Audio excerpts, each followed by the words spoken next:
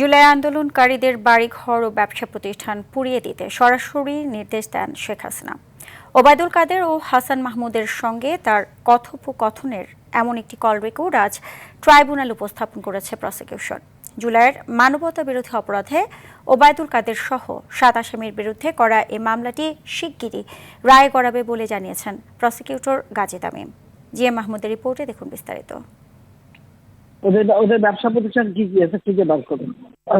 আজকে তাদের একটাই কাজ, সব জায়গায় বসে থাকবে আর খালি আগুন দেবে। পুলিশ কমিশনার সে কথাই বলবে।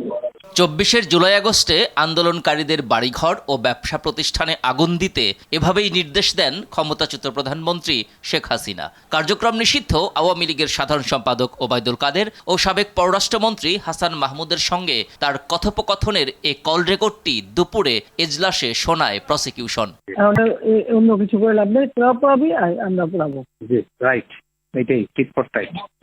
জুলাইয়ের মানবতা বিরোধী অপরাধে ওবায়দুল কাদের এবং নিষিদ্ধ ছাত্রলীগের সভাপতি সাদ্দাম সহ 7 আসামির বিরুদ্ধে মামলায় কথোপকথনের এমন 14টি কল রেকর্ড উপস্থাপন করেছে প্রসিকিউশন, যেখানে হত্যাযজ্ঞে আসামিদের দায় স্পষ্টতই প্রতীয়মান জানায় রাষ্ট্রপক্ষ।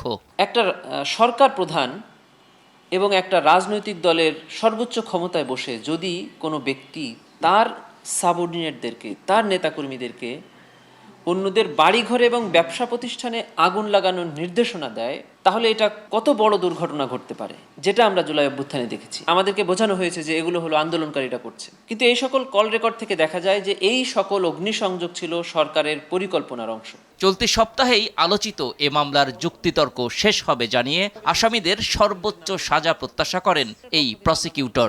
এই সকল কল রেকর্ড, ডকুমেন্টারি এভিডেন্স এবং মৌখিক সাক্ষ্যের ভিত্তিতে আমরা এই মামলার প্রত্যেকটি আসামির বিরুদ্ধে সন্দেহাতীতভাবে এই মামলা প্রমাণ করতে সক্ষম হয়েছি এবং আমরা মনে করি যে এই ট্রাইব্যুনাল এই সাক্ষ্যের ভিত্তিতে প্রত্যেকটি আসামিকে সর্বোচ্চ শাস্তি প্রদান করবেন। এছাড়াও ট্রাইব্যুনালে জুলাইয়ের মামলাসহ কয়েকটি মামলার বিচারিক কার্যক্রম চলে। এ সময় হাজির করা হয় এসব মামলায় গ্রেপ্তার মোট 7 আসামিকে।